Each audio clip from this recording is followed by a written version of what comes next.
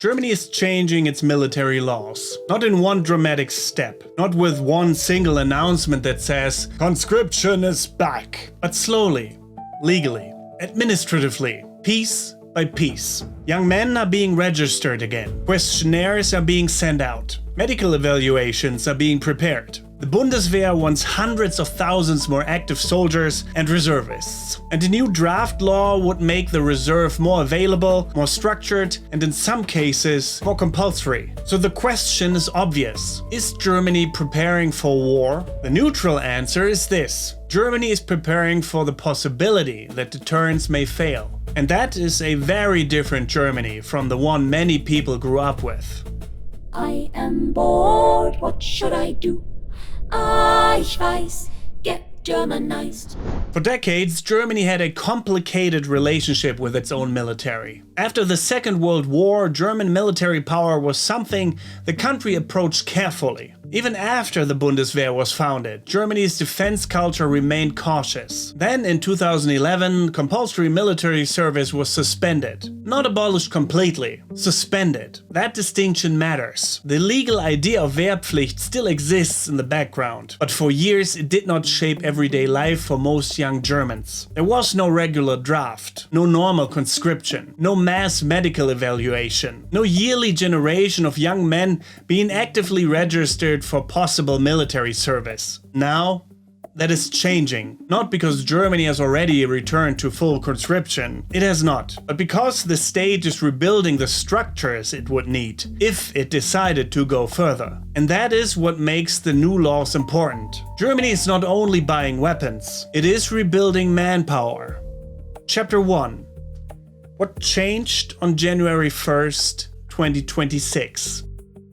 On the 1st of January 2026, Germany's new military service rules came into force. The official name is the Wehrdienst Modernisierungsgesetz. The basic idea is this. Germany wants to make military service more attractive, more systematic, and more useful for building the Bundeswehr and the reserve. For now, the actual service remains voluntary. That means, if you do not want to serve in the Bundeswehr, you are not automatically being drafted right now. But the new law creates obligation around registration.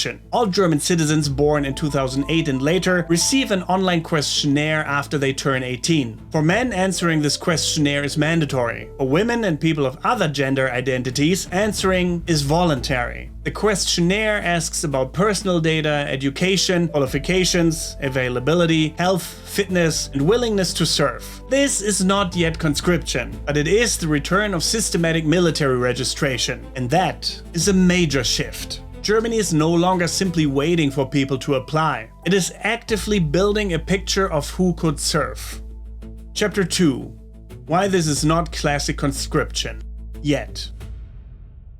This is where the wording matters. Germany has not simply brought back the old Wehrpflicht. The old system meant that young men could be called up for compulsory military service. The new system is different. The government is trying to recruit volunteers first. The message is, we want to grow the Bundeswehr through voluntary service as long as possible. So the current model has two layers. Layer 1, mandatory information collection for men. Layer 2, voluntary military service for those who actually decide to join. So if someone says, Germany has brought back conscription, that is too simple. But if someone says, nothing has changed, that is also wrong. Because the state is rebuilding the machinery around conscription. Registration, questionnaires, medical evaluation, personnel databases, reserve planning. And later, if the security situation worsens or the numbers are not enough, the Bundestag could pass another law to make service compulsory on demand. So the correct description is, Germany has not fully reintroduced conscription, but Germany has reopened the door. Chapter 3. The mandatory medical evaluation. Another important step begins on July 1st, 2027. From that date, men born in 2008 and later are supposed to undergo mandatory medical evaluation. In German, this is the Musterung. That means the Bundeswehr checks whether someone is physically, mentally, and personally fit for military service. Again, this does not automatically mean they're being drafted, but it means the state knows who is fit, and that matters. Because a military cannot quickly expand if it has no idea who is available, who is healthy, who has technical skills, who has medical training, who can drive, who has useful qualifications, qualifications, or who might be willing to serve. So this new system is about readiness. It creates a pool of information, a pool of potential recruits, a pool of people who would be contacted, trained, or used if the security situation becomes more serious. That is why this feels like preparation, because it is. Not preparation for an immediate war tomorrow, but preparation for a world where Germany believes war in Europe is no longer unthinkable. Chapter 4. Why Germany says this is necessary. The official reason is the changed security situation in Europe. Russia's full-scale invasion of Ukraine changed the German defense debate. For many years, Germany lived with the assumption that large conventional war in Europe was unlikely. That assumption is gone. The government now talks much more openly about deterrence, NATO obligations, alliance defense, national defense, territorial defense, critical infrastructure, hybrid attacks, sabotage, cyber threats, and the possibility that Germany must be able to defend itself and its allies. That does not mean Germany is planning to start a war. That is not what the official policy says. The argument is the opposite. Germany says it needs a stronger military so that war becomes less likely. That is the logic of deterrence. If a potential opponent believes Germany and NATO are too weak to respond, the risk of aggression rises. If a potential opponent believes Germany and NATO are strong enough to respond, the risk may fall. That seems to be the strategic thinking behind these reforms. Not attack, deterrence. But deterrence requires soldiers. And that is Germany's problem. Chapter 5. The Bundeswehr needs more people.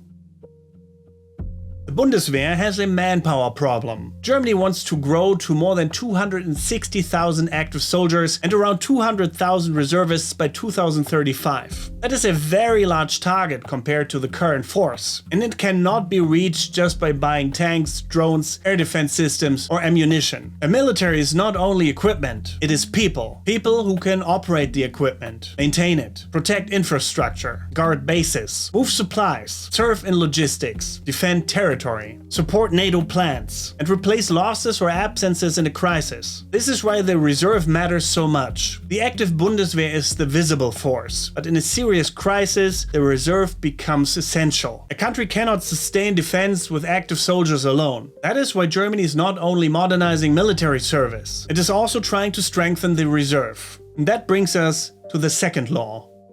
Chapter 6. The Reserve Strengthening Bill.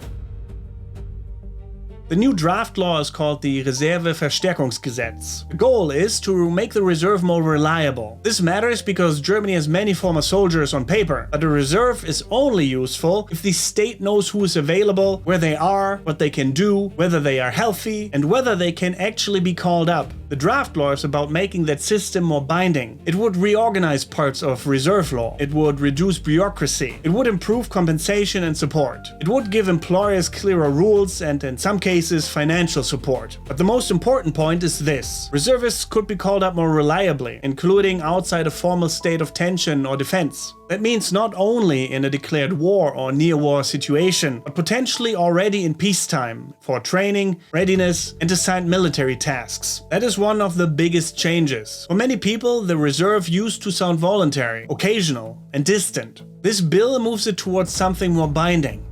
Chapter 7. Once a soldier, always a reservist? There's also another issue. The idea that everyone who has once served in the German army automatically becomes a reservist. The Bundeswehr itself states that anyone who has completed military training in the Bundeswehr and left honorably is automatically a reservist. This is important because many people misunderstand what happens after military service. Serving does not simply end when you leave the barracks. If you received military training and left honorably, you can become part of the reserve system. That does not mean you are permanently wearing a uniform.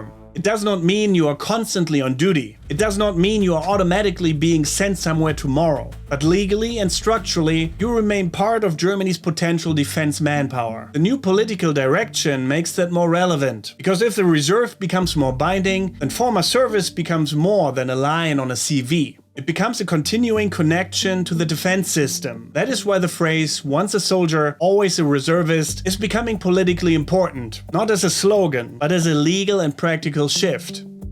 Chapter 8. What reservists could be required to do. Under the reserve reform, the state wants better access to trained people. That can include exercises, training, further qualification, readiness checks, assignments in the Bundeswehr's area of responsibility, and in some cases, compulsory call-up to reserve service. The draft also discusses age limits. Generally, compulsory reserve service has an age limit. Voluntary reserve service can go longer. In exceptional cases, if the person agrees and there are urgent service reasons, reserve service can go beyond the normal limit. The key point is not one specific age number. The key point is the direction. Germany wants trained former soldiers to be more available. The reserve is no longer being treated as a loose network of volunteers. It is being treated as a strategic manpower pool. And that is a major change in German defense policy. Chapter 9. Employers are part of the debate. This does not only affect soldiers and reservists, it affects employers too. If a reservist can be called up for training or service, that person may be missing from their civilian job. That can be difficult for companies, especially small and medium-sized businesses. A company may lose an employee for a period of time. Projects may be delayed. Other workers may have to cover the gap. That is why the law includes rules around workplace protection and compensation. The state knows that a stronger reserve creates costs outside the military. The burden does not stay inside the Bundeswehr. It spreads into civilian life. That is part of what whole-of-society defense means. It means defense is no longer just a military issue. It becomes an issue for employers, local authorities, infrastructure, logistics, hospitals, transport, and families. This is another sign that Germany is thinking differently now. The military is moving closer to society again. Chapter 10. Is Germany preparing for war? Now, let's answer that question carefully. Is Germany preparing for war? If by that you mean, is Germany planning to start a war? No. There's no evidence that that is the goal. The official argument is deterrence and defense. Germany is reacting to the changed security environment in Europe, especially Russia's war against Ukraine, NATO planning, and fears that Europe must become more capable of defending itself. But if by preparing for war you mean, is Germany preparing for the possibility of a military conflict in Europe? Yes. That is exactly what these changes are about. Germany is preparing for scenarios that were politically unthinkable for a long time. Defense of NATO territory, defense of Germany, protection of infrastructure, large-scale mobilization, reserve availability, a Bundeswehr that can grow quickly if needed. This is not the same as saying war is inevitable. It means the government no longer wants Germany to be unprepared if the worst happens. And that is the biggest psychological shift. Germany is moving from a post-Cold War peace mindset towards a deterrence mindset. Chapter 11. Why this feels so strange in Germany. For many Germans, this feels deeply uncomfortable. Germany's modern identity was built partly around the idea of never again becoming a militarized society. The Bundeswehr existed, yes, but it was not central to everyday life for many people. Military service was suspended. Uniforms became rare in public. The military often felt distant. Now, suddenly, young people are getting letters again. The Bundeswehr is talking to entire age cohorts. The state is discussing compulsory steps. The reserve is being strengthened. Politicians are using words like readiness, defense, capability, and deterrence much more openly. For older generations, this can feel like history returning. For younger generations, it can feel like a future they did not choose. And for Germany, as a country, it creates a cultural tension. How do you become militarily capable without becoming militaristic? That is the question Germany is trying to answer. Chapter 12. The political controversy. These laws are controversial for several reasons. Supporters argue that Germany has no choice. They say the security environment has changed. They say the Bundeswehr is too small. They say NATO expectations require Germany to contribute more. They say deterrence only works if it is credible. They say that a reserve that cannot be reliably mobilized is not enough. Critics raise different concerns. They worry about personal freedom. They worry about hidden conscription through the back door. They worry about whether the state can force people into military structures during peacetime. They worry about the burden on employers. They worry about whether Germany is moving too quickly toward militarization. They worry that the political language is changing faster than the public consent. Both sides are responding to real issues. One side sees the threat. The other side sees the power of the state expanding. A neutral view has to acknowledge both. Germany does face a changed security environment, and these laws do expand the state's ability to organize, evaluate, and potentially call on people for military purposes. Both things are true. Chapter 13. The bigger pattern. If you step back, the pattern becomes clear. First, Germany suspends conscription in 2011. For more than a decade, the Bundeswehr struggles with recruitment, equipment, readiness, and public attention. Then Russia invades Ukraine on a full scale in 2022. Germany announces the Zeitenwende. Defense spending rises. The Bundeswehr is supposed to become stronger, but equipment alone is not enough, so the focus shifts to people. Then comes the new military service law. Questionnaires, mandatory registration for men, medical evaluation from 2027, voluntary service with better pay and incentives. Then comes the reserve strengthening bill. Former soldiers, more reliable availability, more binding reserve service, better integration of civilian and military planning. This is not one isolated law. It is a sequence. Germany is rebuilding the legal, administrative, and cultural infrastructure of defense. That does not mean that war is coming tomorrow, but it does mean Germany is preparing for a world where war is no longer impossible. Chapter 14. What this means for ordinary people.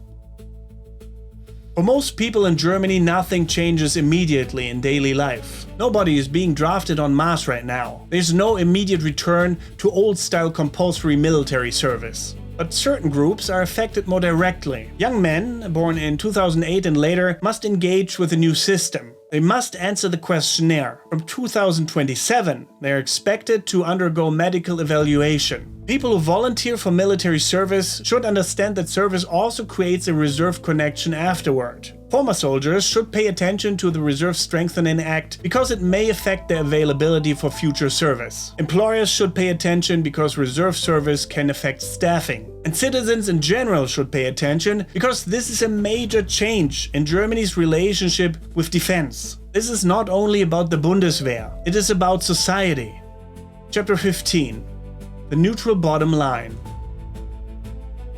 So here is the neutral bottom line. Germany is not simply bringing back classic conscription overnight. The new system is still officially based on voluntary service. For now. But Germany is creating the structure needed for a stronger military and a larger reserve. The state is registering young people. It is making questionnaires mandatory for men. It is introducing mandatory medical evaluation for men born in 2008 and later. It is setting long-term targets of more than 260,000 active soldiers and 200,000 reservists. It is making former military service more relevant through the reserve system. And it is proposing laws that would allow reservists to be called up more reliably, including in peacetime. So the honest answer is, Germany is not at war. Germany is not drafting everyone tomorrow. But Germany is preparing itself for the possibility that defense may become real again. And that is a historic shift. For years, many Germans lived with a feeling that war was something that happened somewhere else. A tragedy on the news, a problem for other countries, a historical memory. But German policy is now moving in a different direction. The new Wehrdienst law, the return of systematic registration, the planned medical evaluations, the expansion of the reserve, the new draft law for stronger reserve service, the target of a much larger Bundeswehr. All of this points to one conclusion. Germany is trying to become militarily capable again. Not necessarily to fight a war, but to prevent one. That is the logic of deterrence. Whether it works is another question. Whether society accepts it is another question. Whether the Bundeswehr can actually recruit, train, equip, and organize enough people is another question. But the direction is clear. Germany is rebuilding its army. Slowly, legally, administratively, and culturally. The country that once tried to keep the military at the edge of public life is now bringing it back toward the center. And that may be one of the biggest changes in modern Germany. What do you think about this? Let me know your thoughts in the comments below.